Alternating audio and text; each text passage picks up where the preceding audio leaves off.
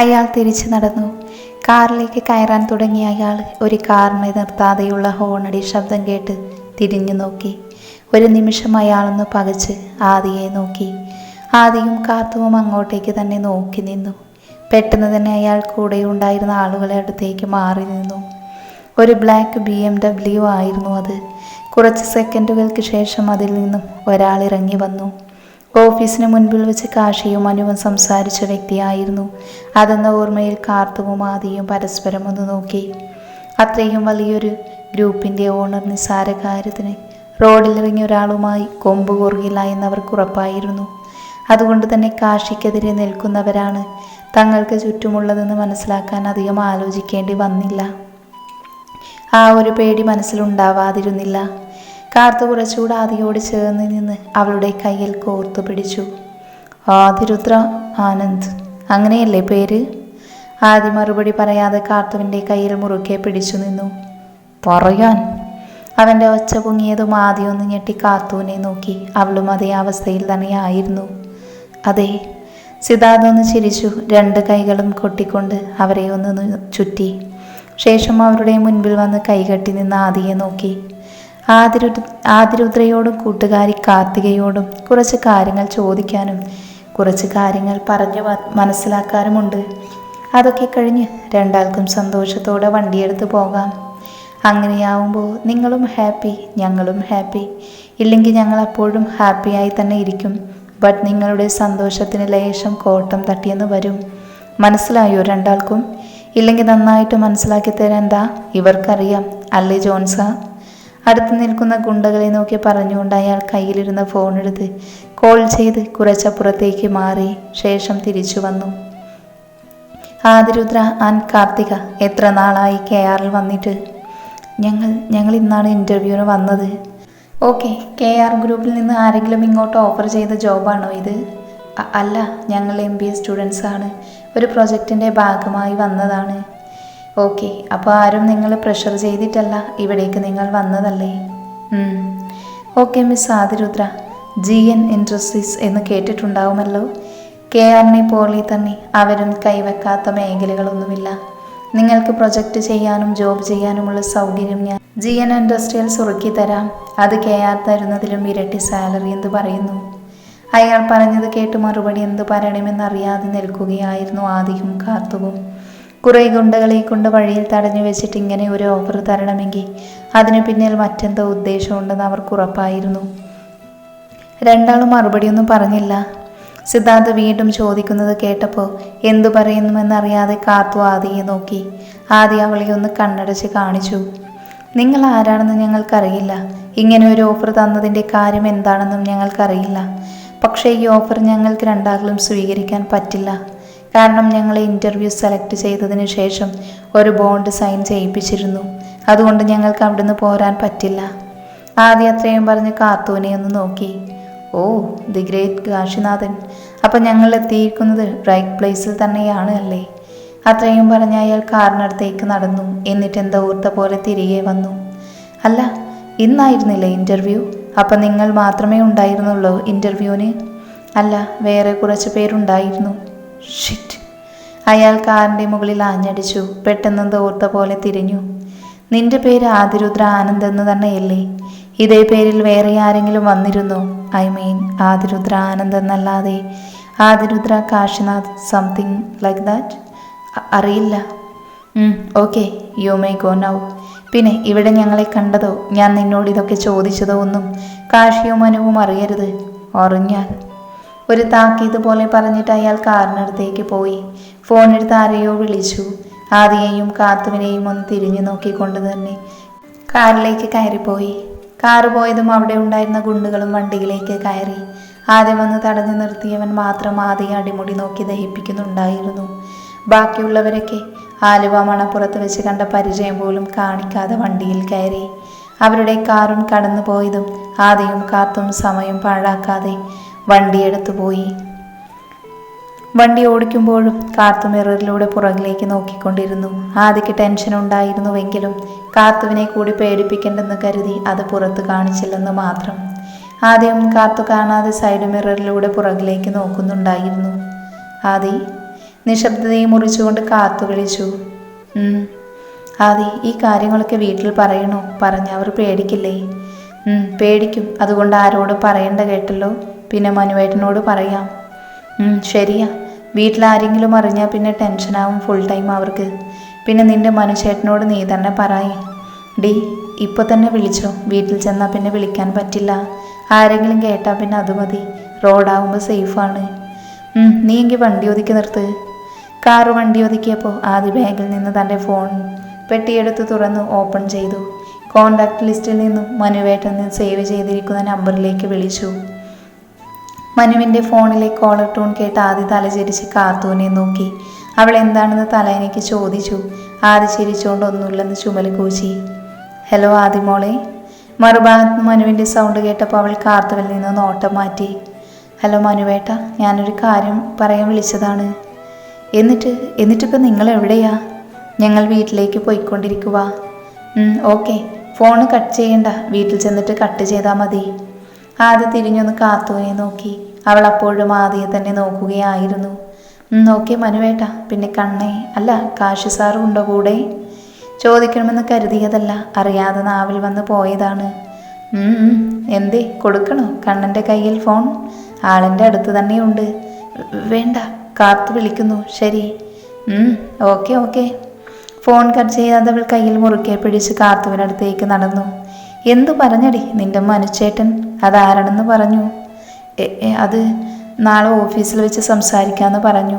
ഇപ്പോൾ call cut ചെയ്യണ്ട, വീട്ടിലെത്തിയിട്ട് cut ചെയ്താൽ മതിയെന്ന് പറഞ്ഞു. അയ്യോ, എന്നിട്ടിപ്പോൾ കോൾ കണക്റ്റഡ് ആണോ? ഇങ്ങനൊരു പെണ്ണ്. എന്താലോചിച്ച് നിൽക്കുക, ഇങ്ങോട്ട് കയറ്. ആദ്യം കയറി ഉടനെ കാത്തു വണ്ടിയെടുത്തു. മനുഷ്യേട്ടെന്ന് പറഞ്ഞത് കേട്ട് കാണുമോ ദൈവമേ, ഈ കുരങ്ങാണെങ്കിൽ കോളി കട്ട് ചെയ്യാത്ത കാര്യം പറഞ്ഞുമില്ല. കേട്ടിട്ടുണ്ടെങ്കിൽ നാളെ നല്ലത് കിട്ടും. കാത്തു അങ്ങനെയൊക്കെ ആലോചിക്കുമ്പോഴും ആദ്യ താൻ എന്തുകൊണ്ടാണ് കാശിയെ കണ്ണേട്ടൻ എന്ന് വിളിക്കാൻ തുടങ്ങിയതെന്ന് ഓർക്കുമായിരുന്നു. വീടിൻ്റെ ഗേറ്റെത്തിയതും ആദ്യ ഫോൺ ചെവിയിലേക്ക് വെച്ച് എത്തിയെന്നറിയിച്ചതിനു ശേഷം കോള് കട്ടാക്കി.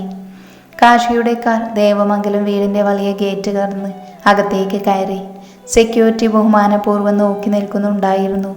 കാർ വന്ന് സൗണ്ട് കേട്ട് തന്നെ അകത്തു നിന്നും കുറച്ചാളുകൾ ഇറങ്ങി വന്നു. കാശി ഇറങ്ങിയപ്പോൾ കണ്ടത് തന്നെ പ്രതീക്ഷിച്ചു നിൽക്കുന്ന മുത്തശ്ശിയെയും അച്ഛനെയും അമ്മയെയുമാണ്. അവൻ അവരെ നോക്കിയൊന്ന് ചിരിച്ചുകൊണ്ട് അവർക്കടുത്തേക്ക് ചെന്നു. ആഹാ, മുത്തശ്ശി എപ്പോൾ വന്നു? അച്ഛൻ വിളിച്ചിട്ട് മുത്തശ്ശി വരുന്ന കാര്യമൊന്നും പറയാത്തതെന്തേ? അവൻ മുത്തശ്ശിയെ ചേർത്ത് പിടിച്ചുകൊണ്ട് അടുത്ത് നിൽക്കുന്ന മഹാദേവനെ നോക്കിക്കൊണ്ട് ചോദിച്ചു. അദ്ദേഹം അവനെ നോക്കിയൊന്ന് ചിരിച്ചു. അമ്മയും ഒന്നും പറഞ്ഞില്ലല്ലോ. മഹാദേവൻ അരികിൽ നിൽക്കുന്ന ലക്ഷ്മിയെ നോക്കിക്കൊണ്ട് കാശി പിന്നെയും ചോദിച്ചു. അതെൻ്റെ കണ്ണിനൊരു സർപ്രൈസ് ആയിക്കോട്ടെ എന്ന് കരുതി ലക്ഷ്മി അവനടുത്തേക്ക് വന്ന് തലയിൽ തഴുകി. നമ്മളെ കൂടി ഒന്ന് മൈൻഡ് ചെയ്യേണ്ട പൊന്നു മുത്തശ്ശി. അതും പറഞ്ഞു മനു മുത്തശ്ശിയുടെ അടുത്തേക്ക് വന്നു. ഇവൻ ഞങ്ങളുടെ രാമനാണെങ്കിൽ നീ ഞങ്ങൾക്ക് ലക്ഷ്മണനല്ലേടാ. നിന്നെ ഞങ്ങൾ ശ്രദ്ധിക്കാതിരിക്കുവോ? മുത്തശ്ശി അവനെ ഒന്നുകൂടെ കെട്ടിപ്പിടിച്ചു. ഇവനോ? ഇവൻ രാമനൊന്നുമല്ല, ഇവൻ നല്ല അസല് ശിവനാണ്. കാശിനാഥൻ അതെല്ലാ കാര്യത്തിനും അങ്ങനെ തന്നെയല്ലേടാ കണ്ണ. പോടാ പറ മുത്തശ്ശി, എന്താണ് ആഗമനോദ്ദേശം? നിങ്ങൾ ആദ്യം അകത്തേക്ക് കയറി ഒന്ന് ഫ്രഷായി വല്ലതും കഴിക്കു കുട്ടികളെ. എന്നിട്ട് ചിലത് വിശദമായി സംസാരിക്കാനുണ്ട് എനിക്ക്. ഉത്തരവ് പോലെ. അത് പറഞ്ഞവർ രണ്ടാളും അകത്തേക്ക് കയറി. ദേവ, നമുക്കൊക്കെ കാണാൻ സമയമായോ ആ പരമേശ്വരൻ്റെ പാർവതിയെ? ചെറുചിരിയോടെ മുത്തശ്ശി ചോദിക്കുന്നത് കേട്ടതും മഹാദേവൻ ചിരിച്ചുകൊണ്ട് തലയാട്ടി. എല്ലാം നല്ലതുപോലെ ഭവിക്കുമെന്നാണ് രാമമൂർത്തി അദ്ദേഹം പറഞ്ഞത്. എൻ്റെ കുട്ടികൾക്ക് നല്ലതു മാത്രം വരുത്തണേ ഭഗവാനെ. ലോകസമസ്ത സുഖിനോ ഭവന്തു. കൈകൂപ്പി അത്രയും പറഞ്ഞവർ അകത്തേക്ക് കയറി.